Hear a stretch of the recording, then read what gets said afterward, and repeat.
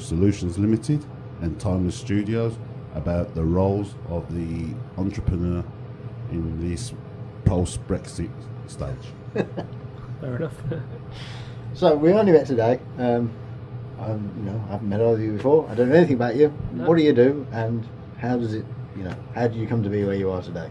So me and Tom have been working together for about 2 or 3 years. We started to work together because Tom has a very strong technical background in sort of website design and development and wider solutions around it. I have a background in actually sort of low carbon technology and sort of sociology, economics, and we realised that when we applied our skills together, we were quite good at sort of working with clients and also developing solutions with clients. So we worked together on working directly with clients to sort of develop sort of digital solutions, and both sort of advising businesses on sort of how to best use digital solutions, but also actually giving them the technical expertise on developing those solutions. We found it quite successful because we were basically working as consultants up until the beginning of this year on a self-employed basis, and then found it a lot more useful to set up an actual trading structure, which, although we were kind of under the guise of Business Digital before then, we kind of formalised it as a trading structure in February this year, and that's been brilliant for us because we've been able to actually go to companies with the kind of legitimacy of a proper business and just be able to show the kind of portfolio that we've got working with that through that trading structure. What we've also done over the last few years is kind of evolve what our offer has been. That we did start with sort of mainly website design and development, and when we realised there was a huge amount of sort of services that can go around that. The obvious ones being sort of like e-commerce and graphic design and video production and sort of the areas around that's digital marketing. So when we do approach clients now, or when the clients approach us, they really can have us as kind of a one-stop shop, as basically having any of those sort of solutions put together. We also have sort of taken on board, we've kind of kept what our clients liked about us as consultants, in that we don't just sort of offer the most expensive thing we possibly can and therefore trying to see what we can get away with. We've kind of take that consultancy mentality in that it's, we have a client approach us and say they need this type of website platform to do A, B, and C, and instead of the first thing we wouldn't just jump at trying to develop something from scratch. We would look at what solutions are already available and what kind of things can be done, like using off-the-shelf solutions to try and reduce the cost to the client and try and provide kind of a high-quality service alongside. I don't know if you want to add to that. And if you wanted to put it in a Brexit context, a lot of the things that we purchase, like stock assets, if we were to use stock photography, we sometimes use like plugins, etc., to deliver the services. Obviously, all of the marketplaces that sell those things are trading in dollars. So for our projects, we usually we set aside the budget for these assets, etc., and obviously since Brexit, the pound's decreased in value, so we have to now pay more on our projects for these stock assets. You can't deny it has hit us. I mean, very actual financial hit. What's the actual percentage? Do you reckon? 30%, is it? Yeah. Or something like that. So obviously we end up paying 30% more for the stuff that we use on our projects. But yes, I can see that. Yes, but it could be worse. So I guess 30%. So what if you have some actual example? Name names or not as you wish, but just sort of the sort of thing that you actually, if I go to someone's website, what is your input and how? There's a portfolio.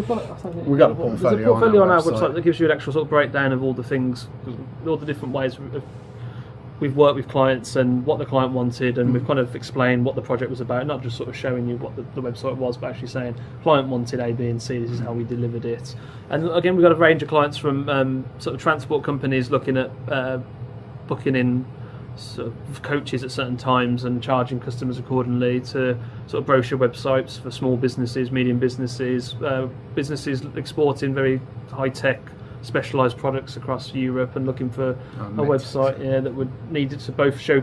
They were kind of needing to compete with big American multinationals who really did have a lot of money behind them, and even Bill Clinton behind one of them, wasn't it? Who was like the face of one of these organisations. So we had to build something that obviously looked the part and looked like something that was going to be compete with them, but also there's a wider digital marketing thing there associated with the fact that they're not just aiming for the UK market, they're looking for a European market, and it's how you sort of structure the website to ensure that meets those needs. So that they show up in the search results when someone looks for hearing aids. Yeah, They show up, and obviously Google offers a range of services as well, and a lot of the time when you're designing the websites, it's a matter of integrating those Google services like Maps, Places for Business and Maps. I think it's just called Google My Business now. Webmasters and analytics. I mean, a lot of clients just want to see how much traffic's coming through the website and where the traffic's sourced from, so they can sort of develop their own strategy from there. Like, obviously, you just got to put the site out, look at where the traffic is coming from, look at the terms, and then maybe adjust your strategy accordingly. So we help along with the traffic generation as well. Oh, yeah, that's very interesting. It sounds like we cover a lot of stuff. It sounds like we're a jack of all trades, so to speak. But we specialise in platform development, website development, and digital marketing. That's where we sort of focus on. But the wider services, we have like a range of experts. And then a previous a guy that we didn't get the website, we didn't get the job actually, but we'll just sort of elaborate around it. He was looking for a very particular platform on a website to do a very particular job, which was sort of sharing photos between the photographers and the people who were going to buy it. And he had gone and got quotes from other organisations who basically saw the website job and was like, I'm going to develop this fresh for you, and it's going to cost you £10,000 plus, but it's going to be all your, and it's all going to be bespoke and all the rest of it. But when we got offered a chance to sort of put a proposal to him, we said, well, actually 80% of the work you've got here can be done with existing plugins. A lot of it's sort of e-commerce and digital asset exchange, which exists anyway. And it's just a case of using plugins that already exist. But then it was that extra 20% that needed that actual bespoke back-end development, which we can do, and we know. So, from his perspective, we were able to bring a quote in at more like £6,500 because it was actually a lot of this already exists. Let's just and again, that I can't stress that enough. That was our consultants coming through. We could have very easily approached him and said, "Oh yeah, well, it costs £10,000, but from our end, we know we're only using plugins and things." But we were very transparent and said, "Look, these guys are going to develop from fresh. This is what it's going to cost £10,000. We know we can do 80% of this using existing stuff, and we just need 20% that needs to be developed from bespoke with a bespoke approach." And that's the kind of outlook we have. Approach. No, definitely, I like that. And that kind of, again, it first links to the question slightly as well. That was a guy who was a startup, and he wanted to be a lean startup. He needed to reduce his costs, and he really just wanted to show that he had a minimum viable product to do that thing. But I think by the sounds of it, was one of his investors. He received further investment and then decided that instead of an MVP, he might as well just develop the full platform and begin to. Which is, there's a lot more testing involved then. If you're using, if you're going to just bring it all from scratch, it's all in your house, and you've got to be responsible for all the bits of it to work. Exactly. Whereas if you're using a tried and tested plugin or whatever. Obviously, there's less to go wrong.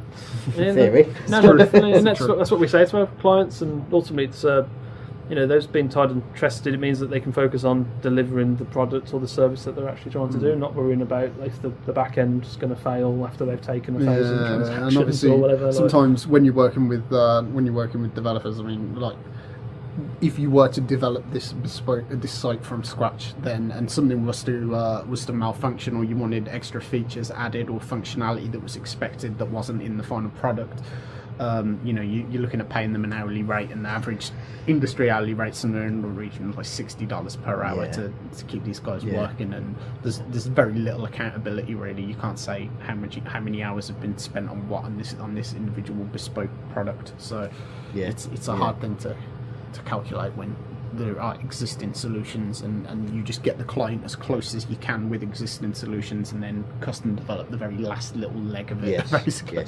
So you find the closest thing, and where can we find you if you want to know more? It's bismuthdigital.co.uk. And how do you spell bismuth? BISMUTH. It's all one word. Yeah. Where's that word come from? It's a rare earth. It's a rare metal. Right. And it forms off the back. I think it's copper production, but it's on the periodic table. But it was just sort of a word that we plucked out. The geode that it produces looks really nice. Like, I always looked at bismuth. I mean, like, I've got some at home, and it's sort of like a step bass structure. Like it forms in the shape of stairs, sort of thing. Right. It's a very Sounds very nice interesting, natural yeah. occurrence to have been produced by just Well, a it's nice, chemical nice to have a reaction. reason behind the name. And just No, plucked no. out of Yeah. nowhere. We were, at one point, for a marketing gimmick, we were going to start giving out bismuth just to like. So once you like, We're still yet to find a supplier. Yeah, Going it's to give a us bit bulk bismuth. yeah. But yeah, I mean, we could have just gone full marketing and one was a really generic one. Like, try and think of one. Go on. What's a boring name? Yeah. The website birmingham.co.uk. Yeah, we could just go website production Birmingham. That'd be the one. Yeah. It gets the conversation going. But, how about yourself? What's your business Well, about them? Well, we're sitting in it. This is what I've done to Timeless Studio. Sort of a play on the word timeless, really. I'll mainly geared to musicians, but not exclusively. You know, things like this are great, and more please, because it's fun and interesting. But yeah, the whole point of it is musicians nowadays don't really play music together very often. Certainly when it comes to recorded music, everybody plays their little bit in isolation and glues them all together in a computer. Everything is time is money. You've got to be done as quickly as possible, because you've got to be as cheap as possible, because what you're making has no intrinsic value. So that set of things, there's a whole host of circumstances that have led to us to that point. But nowadays there is no scarcity in the market for music. You can have a gazillion copies of something. I do believe somebody actually set up a little Raspberry Pi and a terabyte hard drive and just downloaded, I think it was a Taylor Swift song, illegally torrented it time after time after time after time, just to prove the point that there is no value in this. If you're trying to sell this, and it got to the point where the hard drive was full with that many copies of the song, it just started overwriting them and just carried on doing it for days and days and days, because the point is, you know, look, what you're selling is worthless, you know, because I can just do this all the time. I'm not paying anything to anybody except for running my computer. And so that sort of proved an interesting point. But really what it comes down to is musicians need, so I've hopefully designed this space for people to sit down, and it's a bit longer than you can see behind the cameras, for musicians to come and play together, and to for that sort of spark where people that actually that spontaneity that only happens when you get musicians playing at the same time, getting in the same space. And then on the back of that, obviously, then not only is that bit broken, but so is all the other bits of how its music is produced and sold. So there's all sorts of interesting ideas in the long grass of things I'd like to do on that front. But what I need to establish first is just a great place for people to come and play, where it's fun and great things happen, and I can capture that moment. That's what I'm after, really. Now, alongside that, I've also got to make a penny or two in order to pay all the bills. So it's turned out to be, we've got a really solid internet connection here, hence we're live streaming today. And you know, it also turns out to be lovely surroundings, a nice space to be in, hopefully. And you know, whatever anybody wants to come and do in here, we can be flexible. You know, everything is movable, everything can be done. So you've got a 50 square metre space to do whatever you can think of to do in a 50 square metre space, where you might want to film it or record sound. It's particularly geared to sound because I've done a lot of stuff in the ceiling and the roof, which makes the acoustics behave themselves, so that if we're talking now, we don't sound like we're in a bathroom or a hallway or a tunnel. Even though it looks like a tunnel, it doesn't sound like one. So it's a lovely location. Yeah, as well. it is. So that's what I'm trying to do. But at the moment, I just want people to know about it, people to come and use it for whatever they want to use it for. Because part of them being effective business is being able to respond to what people need and, you know, supply those needs. So as far as I can do that, then that's what I'll try and do as well. It's interesting that you link the sort of music business to the experience of the musicians as well, because you're quite right, music can be just replicated a million times over, and there's a thought that what people need is that is to reconnect with that experience of the music. So that's why, you know, from my perspective, fair enough, I have to admit, I haven't paid for much music in recent years, but I do go to all the gigs, and I do end up with the t-shirts and such things, and really get in the front row and really do experience. And I just feel like that's where I am sort of, I suppose, parting way with money or whatever. Like I feel like that's how I'm contributing back to the bands, even though because there is no way actually to do anything for the actual product, really. No, I agree. Yeah. So, and I feel like that. Maybe it's something that we may one day explore, but it feels like giving money to a band through iTunes or one of the other sort of big corporate suppliers, where you're just handing over 99 pence to the iTunes or Apple in the first place, and then they end up with a penny. But it just feels like maybe if musicians were reconnecting with their audiences through sort of experiences like through this kind of space, having that kind of their own website with the being able to download their own music, promote their own music and sell their own music directly to the end client. So I think that's definitely where I would be buying the music from. Yes, from that's what I want. And it's actually putting that power in the musician's hands. For the whole history of music. Now, you can argue, or for recorded music, shall I say, not the whole history of music, that's back a bit far, but certainly for recorded music, there's always been people manipulating it at the top for their own benefit. And it's like a lot of things. When those people were relatively few in number and weren't too unfair on everyone else, everybody could put up with it, because it was a mechanism by which, in the 60s, everybody could go out and buy the latest whatever Beatles record or whatever it might be. Now, some people got fat on the way, but it wasn't too out of... nowadays there's so many middlemen who were established in that old world, and now in this new world are trying desperately to keep themselves fat as an extra middleman, and you don't actually need any middlemen. No. So it's I've lost my thread. I can't remember what I'm saying. Obviously now the part of it is if the band has got that power and they can sell it themselves directly to the people with no middlemen. But then they've also got the problem they've got to do all the publicity in it. So there's probably another niche there for some people to not get involved in the actual sales, but be people who you can pay to go to or whatever to promote. The internet really just facilitates that. It really does undermine the business models of the fat cats from the 60s and 70s, and it really does allow artists to connect with their customer or their That's right. And I mean, it's quite interesting, a sort of an analogy or a closely, analogous industry is the movie industry. And now there is only the multi-million-dollar film and the shoestring budget film. There's nothing in between. It's piracy that destroyed that, though. So, isn't it? To some extent, I could be wrong. That's what they will argue.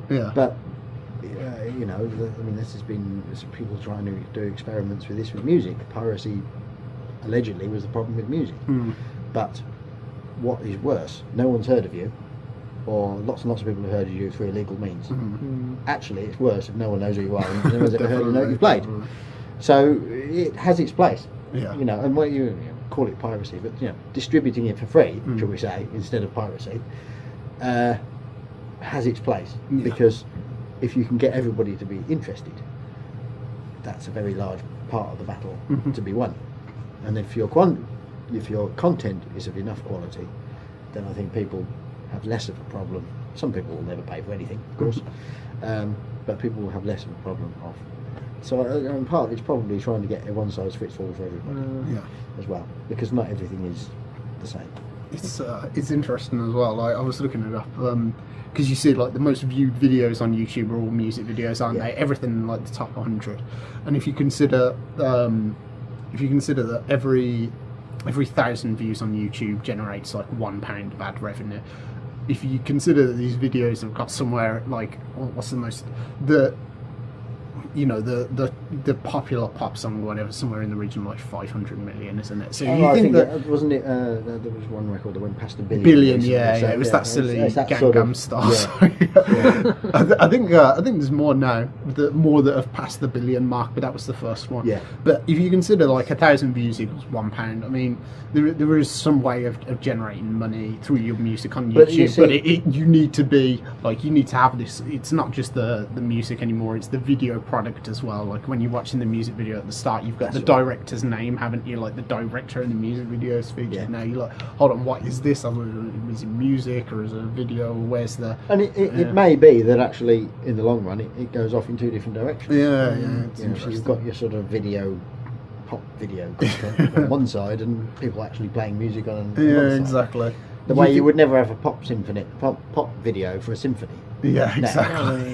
you know, and there's a whole different market for going and watching and buying to listen to classical music. Yeah. It's a smaller niche market, but it's there, and no one's going, well, I'm going to make a video for Beethoven's Ninth again, because it doesn't happen. No. Maybe they should. And there's also some interesting business models around. As a band, we listened to Coed and Cambria, isn't there? And they released a load of graphic novels alongside their music. I don't know which way. Well, I can't remember which way. I think it was the graphic novels came first, Okay, and then fair enough. and then the guy who like writes the comics and did like an accompanying album for each individual graphic novel, and that was sort of like an interesting way that the products fit together, because every individual song's like in relation to a certain plot point in the graphic novel. So it was quite a cool little concept there. Yeah, that's I can see that. And I like that sort of cross-platforming, because it starts with the idea rather than the format or anything like that. Yeah. And so, and I think it was Beck a couple of years ago released his latest album, and he didn't record a note. He just released the sheet music for it. So he wrote a load of songs and said, "Right, this is my new album, but I don't want to be caught up in all of the having to record and sell music because it's so rubbish nowadays. So have the sheet music. Anybody who can read the sheet music can play my songs." Interesting. Yeah. But this was quite an interesting take on it. I don't know how successful or not that was, or if anybody then, or if he changed his mind later and tried. I don't know. I didn't keep up. So It's an interesting way of getting the fans to collaborate with about to you. say that, yeah. So fans can do it and upload their YouTube videos of them playing Beck's music. Yeah, exactly. Which I assume there must be loads of people doing that kind of thing. Yeah. There's also new options as well. Like there's a problem now on YouTube. I mean, YouTube's sort of the thing that I look at a lot, and Twitch, the streaming site. The problem is YouTube's content recognition system has like a lot of videos where people are playing, for example, video games or something like that. They'll have music in the background when they'll have something to accompany that to make it not just sound like the game. Anyway, YouTube's got its content recognition system. If you use like anything that's been tagged, you'll get taken down instantly, etc., etc. Yeah. But there's services now, like for example, Monster Cat is the name of one, where they'll pay you to buy your music and then they will distribute it like royalty free, basically. So anyone can use your music on their YouTube channel, their stream or whatever, and it won't get content ID'd. So it's your sort of foot in to this marketplace, and then other where people can hear it. Exactly. And you can say the music is by these people. And then, that's interesting. Yeah, it's sort of turning it on its head. I like that. There's more services. The one I know is Monster Cat anyway, and you can go to them and say, look, I'm a musician, and I know that people select music for their videos from Monster Cat, so I can just submit my music to Monster Cat and have this sort of this distribution through people. Do the musicians get? Yeah, I'm sure they do. I'm sure they do. I think there is some sort of payment depending on how many times your song shows up in that content ID system. Right. So, but ultimately it's free to you. The way they promote themselves through, like there's premium memberships as well for people who want to get the music. I can't remember exactly how the business model works, but it's a good way to sort of to circumvent this YouTube content ID system. Well, I mean, I do sometimes feel like all of recorded and copyrighted music that people are trying to hold on to will eventually just be lost. It'll just be, apart from the sort of really famous stuff from way back, and the massive is, everything else that people are trying to remove my record that no one's ever heard and it's copyrighted and it's this and it's that. It'll just disappear because nobody will be able to get at it through all the liberal. Eventually there'll be a new free way of doing it. That doesn't come with all them problems, and everybody will just go there. Because it doesn't have the problems with it. I don't know whether that will come to pass. But I sometimes think that's how it will end up. Imagine if they. Sorry, I was just on that topic before we checked. Like, imagine if they put as much money into translating language as they did to put in this content ID system that recognises songs, so they can take them down. Like, because obviously they can recognise these songs from like the slightest little bit of noise from the song, like from a 2-second clip. They can determine what song it is and if it's copyrighted or not. Like, if there was as much money as that going into like language recognition and language translation, then the internet would actually be doing something positive. Obviously, because the record industry's putting millions into that software, and possibly billions, who knows, into this content ID system. And I think it was sort of Noam Chomsky who said recently that in the 2000s, all the best minds go to working out how to get people to click YouTube ads and click Facebook ads. Yeah. When all these people 30 years ago were trying to put a man on the moon, kind of thing. Yeah.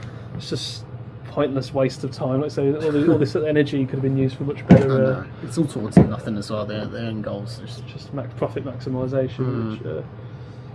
But on the talk, there was some projects which I don't know how they've come to. I've not really followed up on them, but there were some ideas about like having songs as digital assets, like Steam, your Counter-Strike skins, and stuff like that, where you would only be able to download this one particular song. Like the song wouldn't be able to be replicated, and you would kind of buy the song as a digital asset. You'd be able to listen to it as many times as you wanted to, and then that would be like, in a way, it could be logged on blockchain technology, but I don't think it was related to blockchain technology. It was kind of like in a digital locker, and then somebody who's good, well-meaning, could buy that digital asset off you, and it was just that one.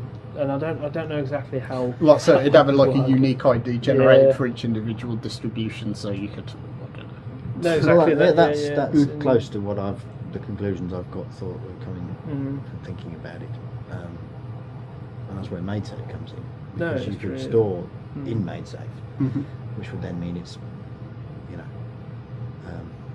got all the advantages of being definitely there no matter what, and also it can't be hacked from the outside because it's stored in MadeSafe, and then you could then you give the band the keys to sell, distribute, give away, whatever they want.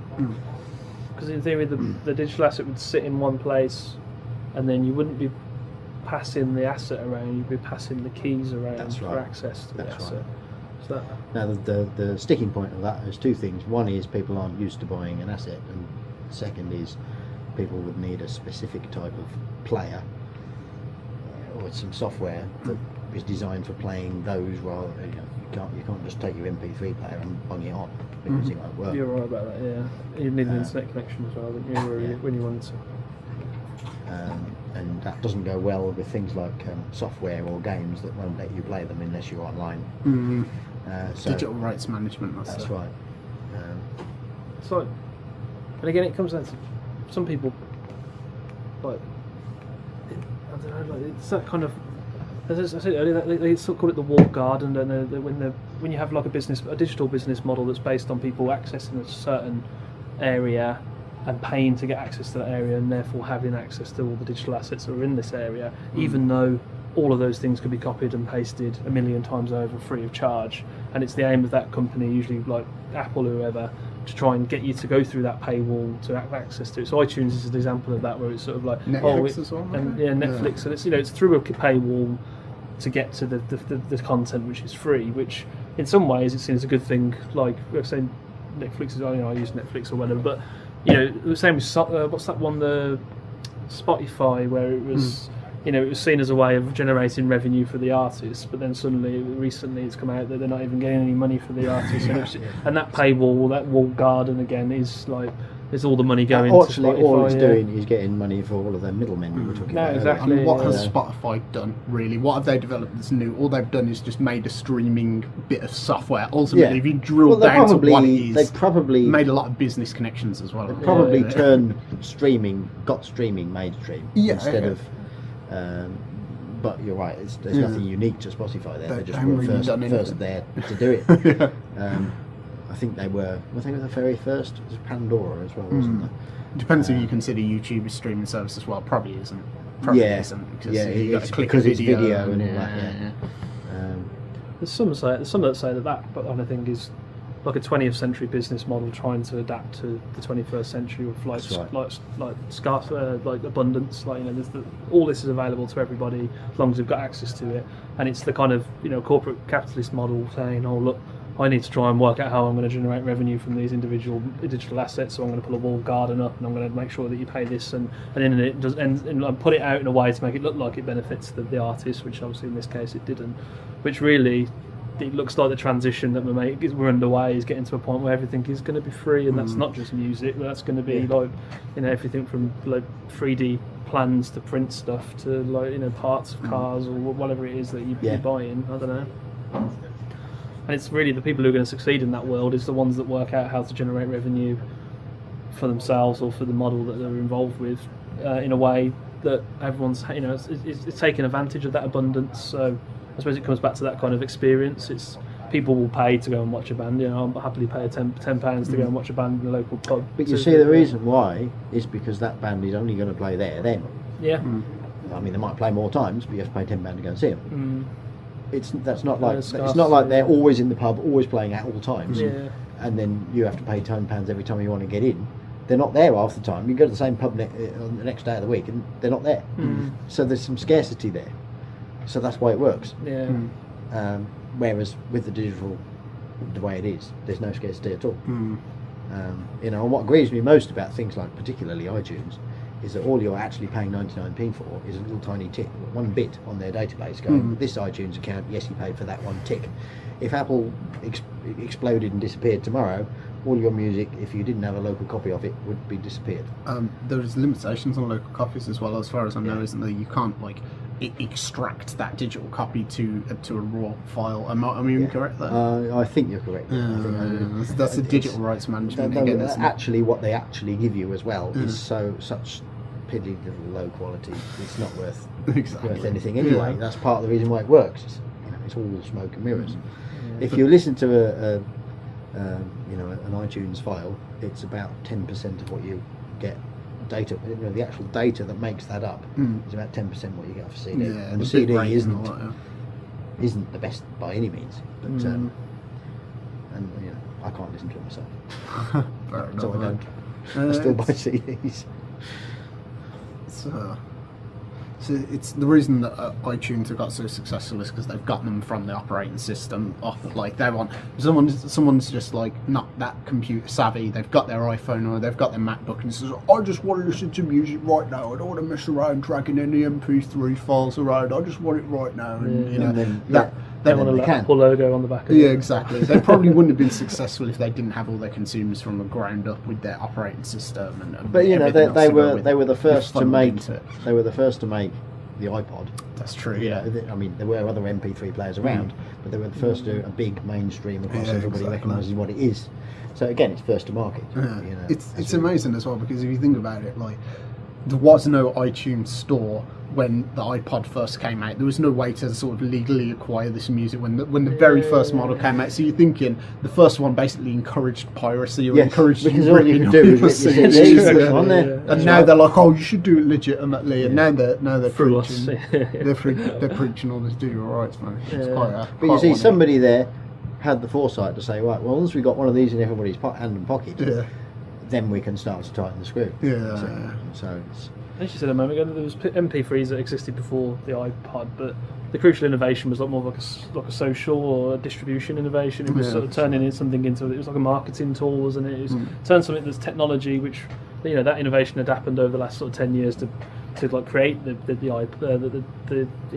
MP3 player, but they then made it a nice bright colour with some clever marketing around it. Put one in everyone's pockets. And there is something to be said for the industrial design element of it. I don't know if you know the story of when they were still developing it. And they said, well, here it is. And he said, it's too big. He said, well, we've done everything we can to shrink it. And he dropped it in a fish tank and all these bubbles came out. There's air in it. It's too big. That's so fascinating. They had to go away and design it smaller. Get rid of all the air. It's as well, there's a value added to the product. I mean, at least from my personal perception, like when I got the first iPads with the colour screens, etc., when I saw the album art on the screen, I was like, oh wow, it felt like this product just instantly has more value because I'm looking at it on my screen, but it's not just text anymore, it's got the album artwork, which is a very simple process. It's just like attaching a JPEG to the folder that has all the other music files in, but it just feels like this digital product had got added value through the branding of the artist and stuff like that. Well, there we go. World's rights on music. So they might. Anything else? I don't know. Thank you, ladies and gentlemen. That was the Entrepreneur's Digital Chat.